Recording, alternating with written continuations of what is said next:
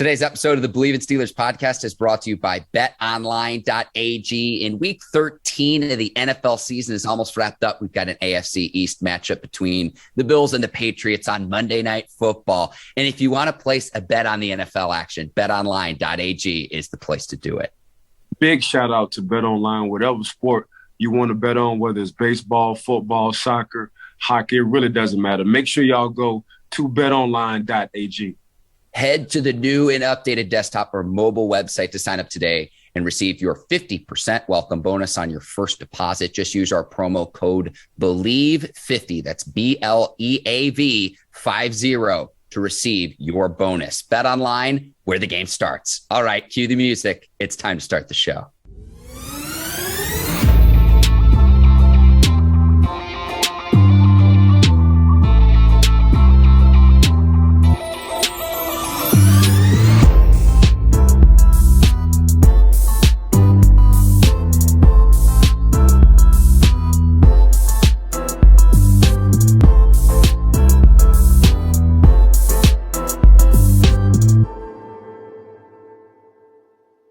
Welcome to the Bleav in Steelers podcast on the Bleav Podcast Network. I'm your host, Mark Bergin, joined as always by my guy, two-time Super Bowl champion and 12-year veteran of the Pittsburgh Steelers, number 24, Ike Taylor.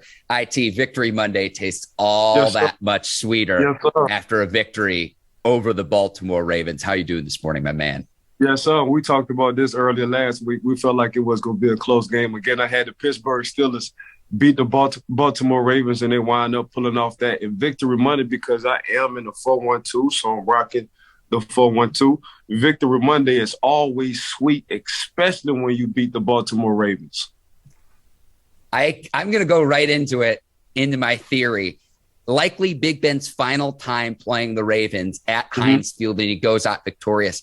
I think this news leak was deliberate. I think the team needed the emotional boost, especially going up against your division rival in the Ravens as well. News came out Saturday that it's likely Big Ben's final season. It's no surprise, year 18, age 39, final year of his contract. But I can't help but think that this was done deliberately to just take the Steelers over the top and to get them ready for Sunday's game, a team in need of a boost, in need of a jolt. And they got it done in what will probably be the final time Big Ben plays the Ravens at HEINZ Field. See, I disagree with that, Mark. Okay. I think he's been playing up and down. He hasn't been playing consistent. And there's been talks either he needs to what Coach Tomlin is going to do. Will he sit him? Will he adjust? What's the move? So the leak was, you know what? I'm just going to say this is my last year. I'm going to retire. The front office was like, we wasn't going to bring you back anyway next year. So that's just my personal opinion on what was done, what was said. I think it was said for a reason. But Seven don't mind leaking stuff out like that to make himself look good. Look, future Hall of Famer, Ike, and 10 game-winning drives against the Ravens, most of any quarterback against one team. I hear what you're saying, and I know the NFL is a league of what have you done for me lately. And maybe I'm drinking the Kool-Aid a little bit after the win, but no interceptions again, which is really the key. No turnovers and able to get it done. And it was the hurry-up offense. I know we always talk about establishing the ground game. Steelers have had the most success running the hurry-up offense, which was a concern of mine, considering in the first half of this game, Steelers only held the ball for 6 minutes and 25 seconds. So I even tweeted this out during the game. I'm like, if this trend continues in the second half, the Ravens are going to absolutely smoke the Steelers in the second half.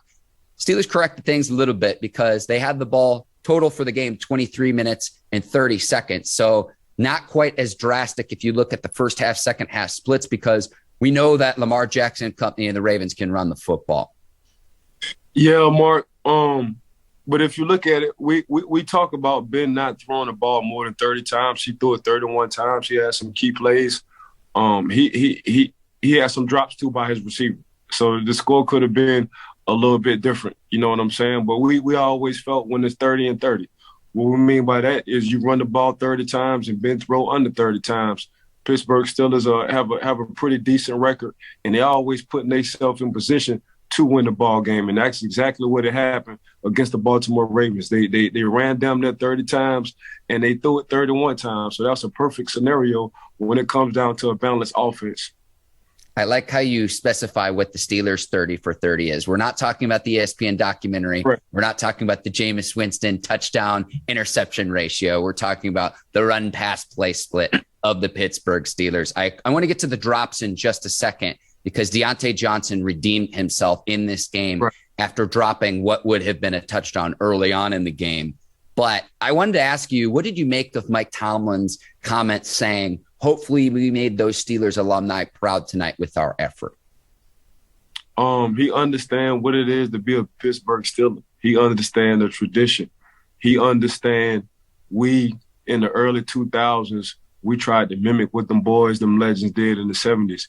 He understands when you go on the second floor on the south side of Pittsburgh, the 412, when you see them 6 trophies in that trophy case, what it means to the city, what it means to the organization, what it means to the former and future player. He understands what it is to be a Pittsburgh Steelers coach. He understands what it is to live in the community, to see the seasons in Pittsburgh, to see the summer, the winter, the spring, the fall. He understands that part. He understands Pittsburgh is a blue-collar, hard-working city. He understands there's nothing flashy about Pittsburgh. You know what I'm saying? He understands the grit. He understands the blue-collar, hard workers in Pittsburgh. That's what he understands. So when he was talking about the alumni as us, he not only talking about the alumni from a football standpoint, he was talking about the alumni and what the city brings and how the city feels. And on a Monday, a Victory Monday, the city is all up in arms. Everybody's happy, and when you lose, it feels like Gotham City. That's what Coach T is talking about. You got to have a lot of pride when you put that Pittsburgh Steelers jersey on. You got to have a lot of pride when you put that helmet on. It got to mean something to you. So that's what he's talking about, and that's the message he was trying to send in my mind to the team. And the win was pretty much, it was a must-win game for the Steelers. Correct. They go into the game with less than a 10% chance of making the playoffs. Had they lost, that number would have gone down to about 3%. With the win, it goes up to 17%. So they're still in the hunt. And at least for one more week, the Steelers remain in that conversation for the playoffs. Now, we are going to talk about the heroics of TJ Watt. I want to give a shout out to the rest of the defensive line. Chris Wormley with 2.5 sacks against his former team, 7 sacks against the Ravens, the most for the Steelers since week 2 of the 2020 season, when the Steelers had 7 sacks against the Denver Broncos. But another guy on the offensive side of the ball, we have to give praise to Diontae Johnson. And he had a key drop early on in the game. And anyone who might not be as familiar this year, Johnson did have problems hanging on to the football last season. This season, he's been terrific. He's the only receiver entering week 13 with he had more than 100 targets and only 1 drop. There's no other receiver who's been able to do that. So when he dropped what would have been a touchdown early in the game, it's like, oh man, this team needs to take advantage of every opportunity it has. It just, the offense and the struggles that the offense has had, they can't afford to miss out on. They need every break that they can get. But after that play, Johnson played out of his mind. And to finish with 2 touchdowns in the game, he had 105 yards on 8 receptions too. I thought he did a really nice job overcoming a key drop early in the game to still contribute and put the Steelers in a position to win later in the game. Mr. Electric, if you take me off of the field, Pittsburgh Steelers just like a regular Pittsburgh Steelers offense. Mr. If you need a big play, holler at me, number 18, Diontae Johnson. Mr. Man, I can take a slant 80 yards to the house. Mr. Clutch, Mr. Y'all did drop a ball, but if you look at from what I came from last year to this year, I think y'all will see a whole lot of improvement.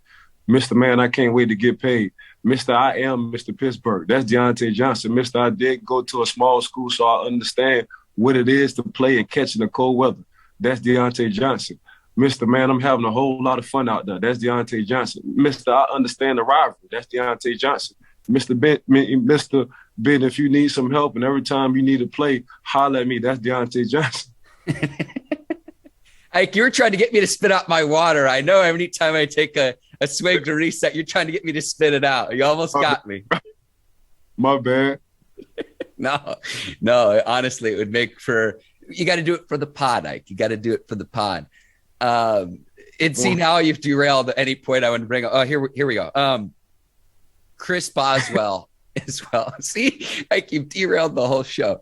Chris Boswell has been one of the NFL's best kickers in the league this year. And he made a 53-yarder. He made a 43-yarder. But his missed extra point very nearly cost the Steelers. And then when Pittsburgh took the lead in the fourth quarter and he kicks the ball out of bounds and the Ravens can start it at the 40-yard line, they've only got to go down the field 60 yards to get a touchdown. They end up going for 2, which we'll talk about here in a second on Taylor Talk. But we love Chris Boswell. I think he should be a Pro Bowler. I think Deontay Johnson should be a Pro Bowler. I predicted that Johnson would be before the start of the season.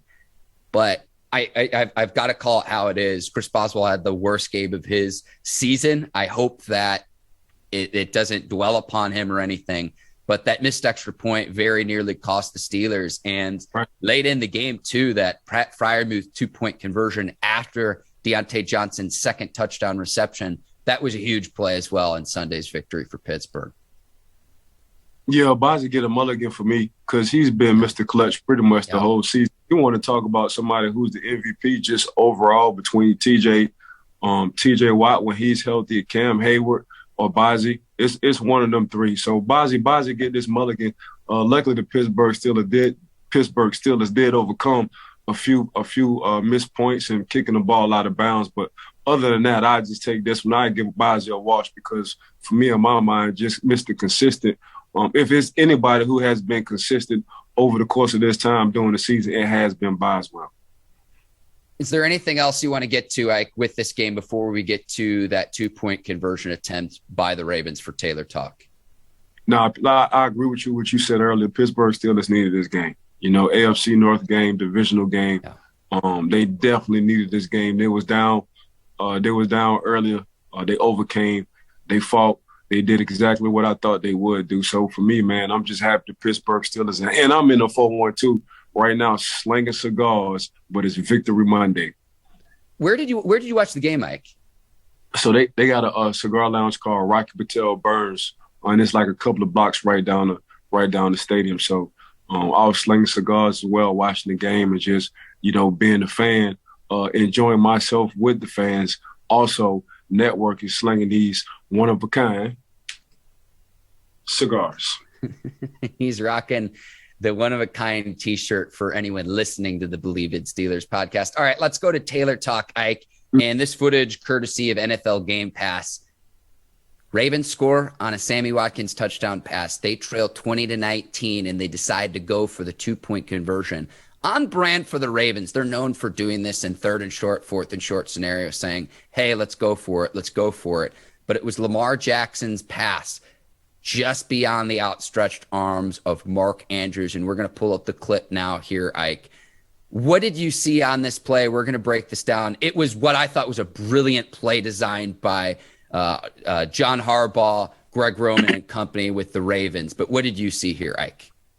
Man, first of all, I agree with you. I thought it was a heck of a play call, one. And, Coach Harbaugh and Lamar Jackson, man, them two, they just always on the same page. And he really do trust and have a lot of confidence during crunch time for Lamar Jackson, and he believes in him 100%.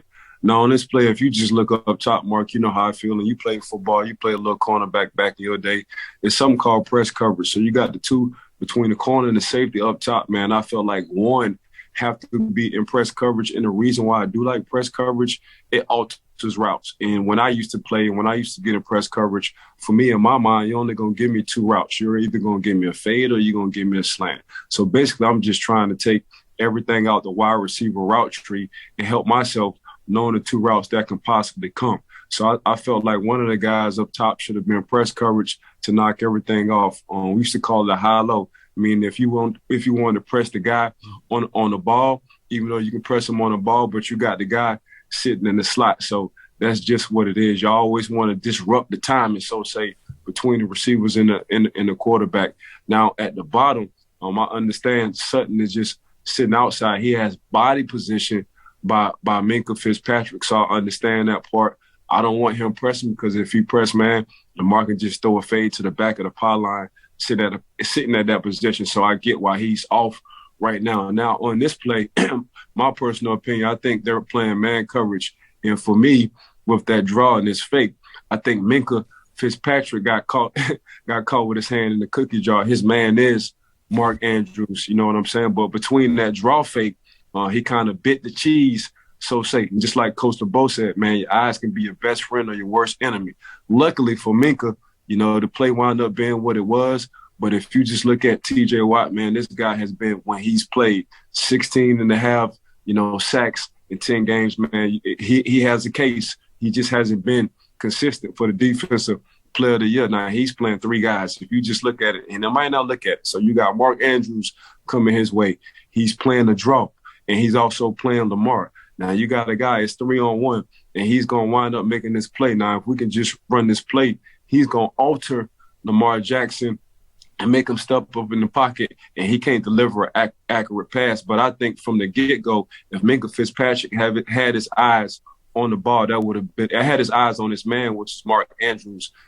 T.J. Watt would have sacked him regardless. But T.J. Watt, man, every time you're looking for a play, every time you need a play, he's always there making a play. Yeah, what I would say, too, is when Andrews comes across the formation – against a pocket passer quarterback, you might want to have your end chip the tight end Andrews in this circumstance before he can just run free into the flat. But if Watt were to have done that and just stuck a shoulder in Andrews, you're giving up the corner to Lamar Jackson, and he's going to get that all day and twice on Sunday. He's the fastest quarterback in the league. So the split-second reaction Watt makes on this play is unbelievable, because coming across the formation, like you said, this is Minkah Fitzpatrick's man. When I first watched this, Ike, at first I was like, well, wait a second. Is Andrews getting passed off to Devin Bush when he goes in motion? But it sounds like it was Minkah and you can understand why. Minkah Fitzpatrick wants to stop the run if Jackson does, in fact, give the ball to the running back, which, again, goes back to my original point. This was a beautifully designed play. The Ravens just didn't execute. Man, if you look at this end zone copy right here, it just showed T.J. Watt did something coaches try to teach their defensive ends all the time when you got a guy like a Lamar Jackson, in a way he can scramble and cause havoc and make yards running. He took his top field shoulder. So Lamar wasn't able to loop and come around or run a boot. He had to step up. Now, TJ already knew that he had guys sitting in the middle that's going to come stepping up. So if you look at it right here, man, probably from the side angle, you can see T.J. Watt, man, taking the upfield shoulder, making Lamar Jackson step up into the line of fire. And that's the old slogan that you always tell me too, Ike. You lose contain, you lose the game. And against Jackson too, rolling out to his throwing hand as well. I mean, he's won an MVP trophy on his ability to do that. And it says, hey, you know, you've got to be able to make a play when it counts. And sometimes rather lucky than good, Ike. The Steelers able to get the stop. And we said this before the start of the podcast too, Ike, and this was a theme throughout football all this weekend, college, pro, what have you, game of inches. And that's the difference between the Steelers keeping their season alive for at least one more week. And really, if they lose this game, if Andrews gets that 2-point conversion, good luck making the playoffs if Pittsburgh would have gone on and lost this game. Yeah, one game at a time. That's how Pittsburgh got to look at it. Really, every game for Pittsburgh is a Super Bowl game at this point in time. You know, they're in the hunt. Winning this game against the Baltimore Ravens definitely kept them in the hunt. But right now, every game, and they got a game coming up Thursday. We'll talk about that later. But every game for the Pittsburgh Steelers is a Super Bowl.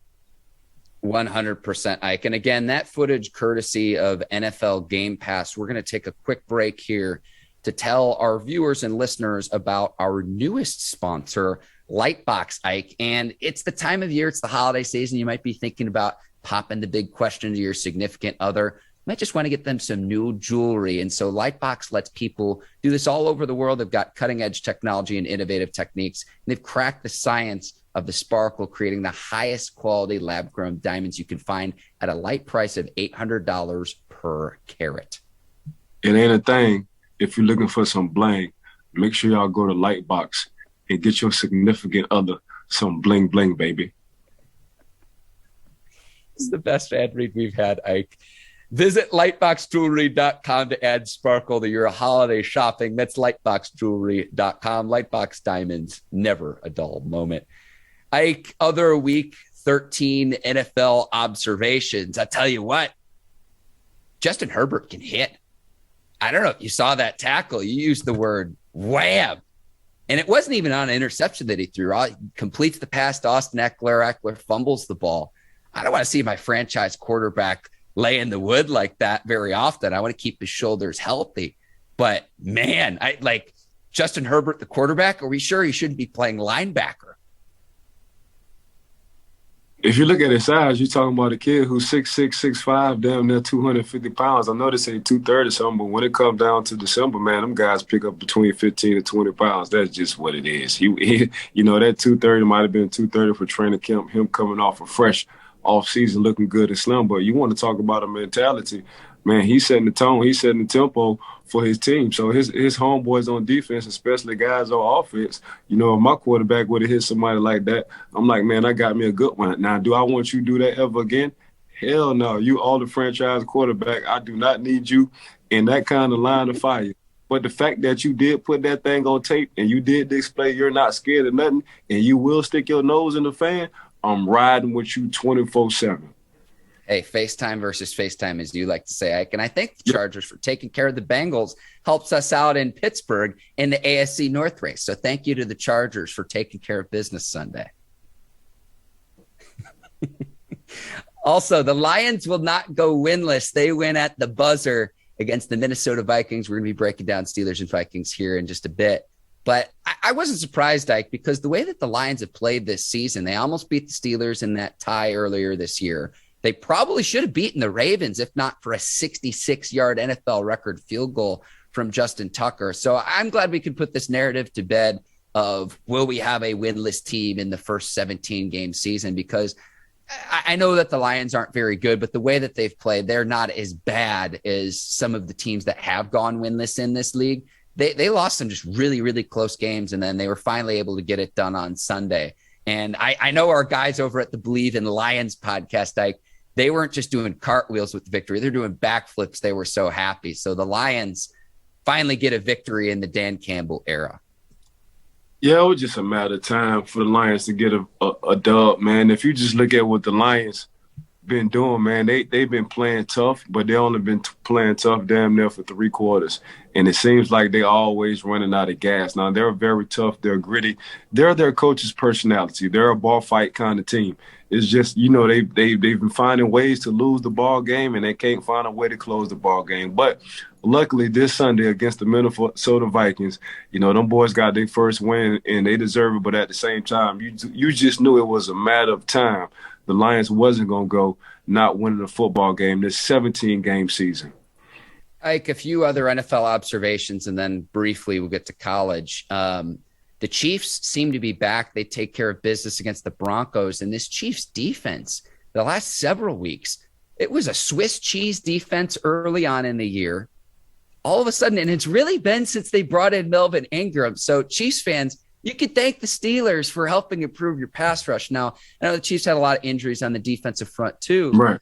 But the Chiefs seem to be back now. And I don't know if I would put them as the prohibitive favorite in the AFC, but I thought they were done this year. I really did. I thought it was like, are they even going to make the playoffs? And now they've won several games in a row. And really, like, I know you've got Tyreek Hill and Kelsey and Mahomes on offense, but this defense in the last several weeks has played a lot better football, and they were able to get it done Sunday night against Denver. Well, Patrick Mahomes haven't been that Patrick Mahomes that we're accustomed of seeing. Since week 6, the Kansas City Chiefs defense is 13.7.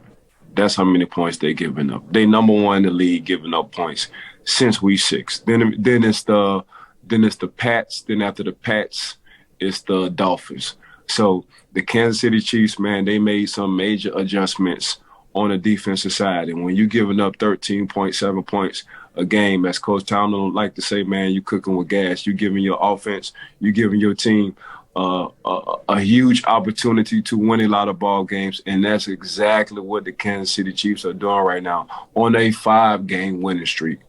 Yes, sir. Yes, sir. And then Minshew Mania in Philly. And I tell you what, less than $1 million per year. Eagles backup quarterback. I know he's filling in for Jalen Hurts. He played awfully well. I know it's against the Jets, but I got to give credit where credit is due. He reminds me of a younger version of the bearded wonder, Ryan Fitzpatrick. Am I crazy to see the parallel there? Get out my damn dome, Mark. Get out my head, bro.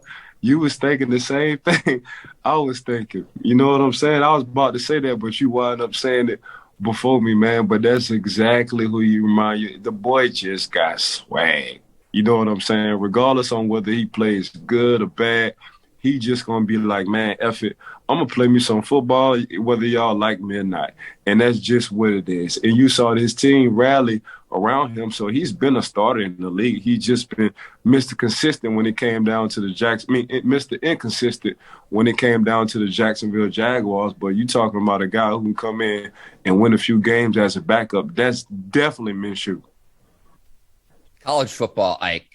We both watched that Big 12 championship game of inches. And it came down to Oklahoma State not able to punch it in against Baylor. And the Baylor defensive back, Ike, 6-year senior, a walk-on player when he started his career. The Baylor Bears were 1-11 during his redshirt freshman season.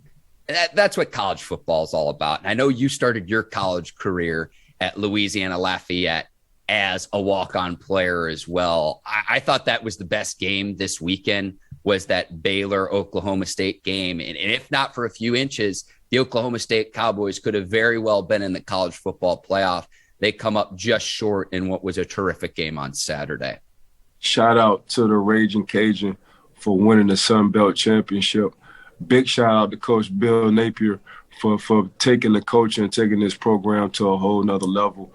Congrats on moving forward. Now he will be the Florida Gators football head coach. But you want to talk about just a whole playoff view on a sample size of what we're going to see for the playoffs for college between that Baylor and the Oklahoma State game. That was a heck of a game because you and I was pretty much going back and forth on the Twitter. So I guess who's watching the same game. And you want to talk about a game of inches. That's exactly what Coach LeBeau always say. If you look at that Mark Andrews, him coming up short against the Pittsburgh Steelers, it's a game of inches. When you look at the Oklahoma State running back trying to beat the Baylor safety to that sideline and he came up an inch short, it's a game of inches. And that's what it is around this time in December when it comes down to football. It's always going to be a game of inches, and we're always going to magnify that because that's what it's going to come down to, wins or losses. Jaron McVay, number 42, the defensive back for Baylor on that play, Ike. So we got to give credit where credit is due. And just, it's just a terrific finish. And it was very, very exciting. But again, former walk-on player. Ike, one other observation before we get to Steelers and Vikings, which is the Thursday night game this week. I want to thank you for lending me your psychic abilities now that the Oklahoma Sooners have hired Brent Venables away from the Clemson Tigers. Thank you, Ike Taylor. I appreciate you.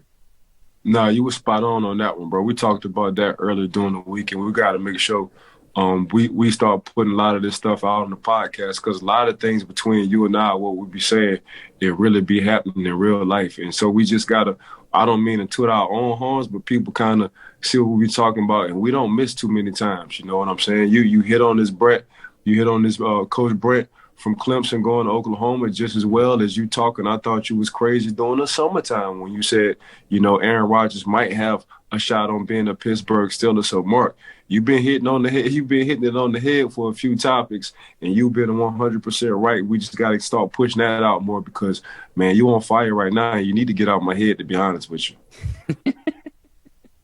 Well, I know the Sooners fans appreciated it too, because when I put the clip out there, it was just like, this just makes too much sense not to go after Brent Venables with every resource that you have, especially considering Sooners are moving to the SEC in 2025. You're going to have to play some defense. I know the Sooners have had a high-flying offense the last several years with Baker Mayfield, Kyler Murray, Jalen Hurts, and company.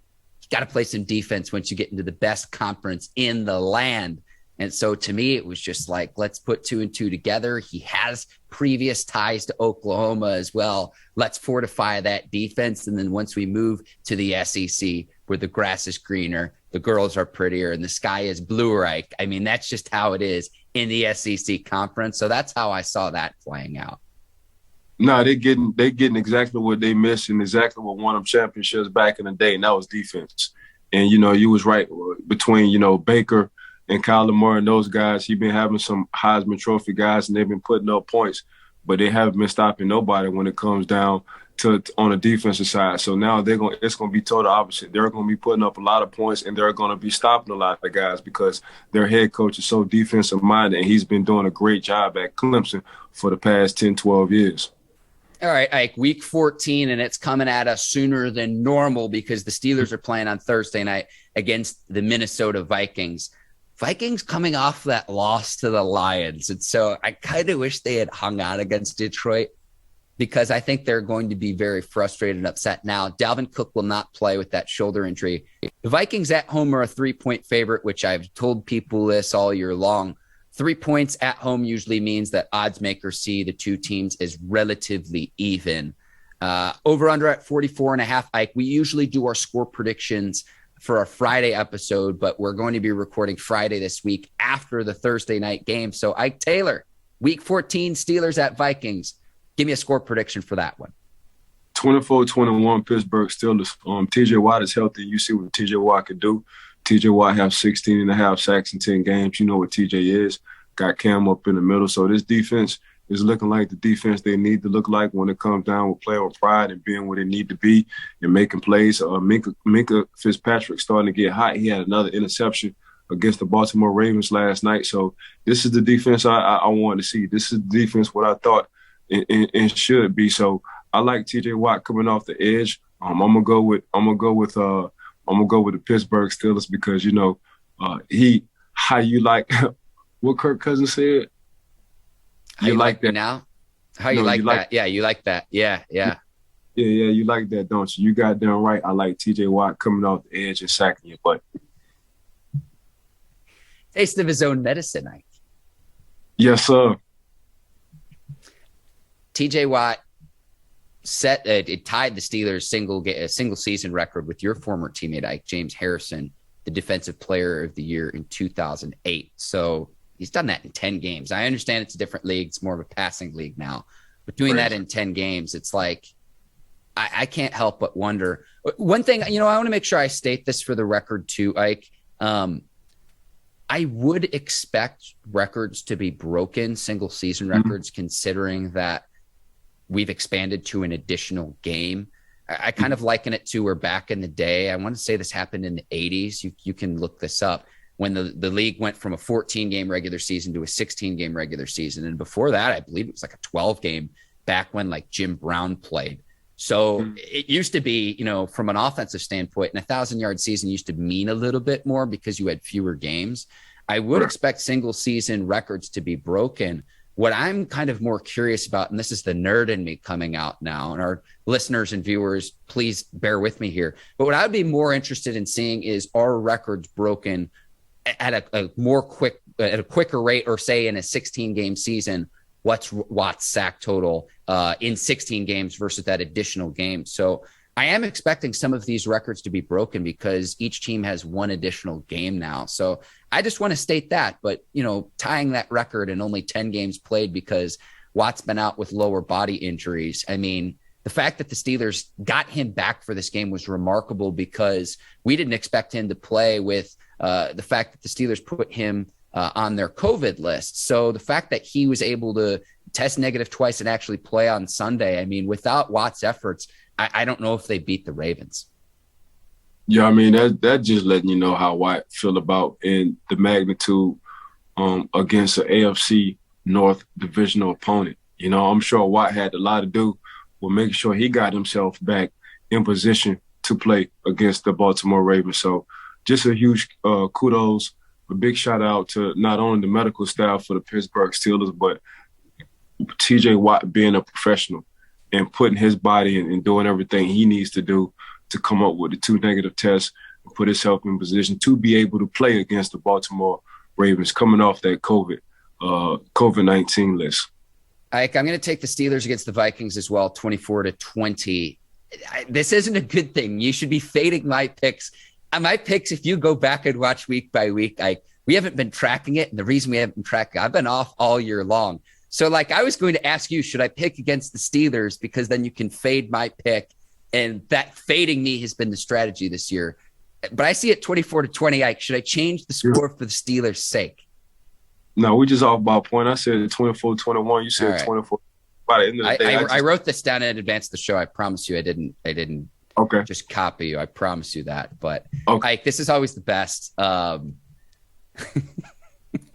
You derailed me a few times today, and kudos to you for that. This is why you're the best, Ike Taylor. I want to give a shout out to the Bleav Podcast Network, the folks, our producers over at Brinks TV, led by John Brinkus, Courtney Vargas, Herbert Diaz, and their team over there. Today's sponsors, Bet Online and Lightbox. And I want to thank the viewers and the listeners of the Bleav in Steelers podcast. Piggybacking off of everything Mark said. So whatever Mark said, man, I second that. Yes, sir. And Ike, Howard G Cigars. Check out Ike on Instagram. We always leave his social media information in the show notes. So check that out there. Ike, how much longer are you going to be in Pittsburgh before we sign off here? I leave tomorrow morning. We came up. We went to Smokestack, little hole in the wall spot, man. They was one of the first to put our lines in Pittsburgh. Then Rocky Patel Burns, and we got a few other spots in Pittsburgh, man. So we're just really networking. Me and Howard G, we really networking. What I didn't know is, Pennsylvania, just as a state, probably sell the most tobacco in the world. Pittsburgh alone probably is the top 5 that sell cigars, and it's something I didn't know until I started getting to this cigar industry and the cigar business. So right now, man, we just, as we call it, slinging cigars, Mark. Check out Howard G Cigars and the one-of-a-kind line. Ike, enjoy the rest of your time in the 412.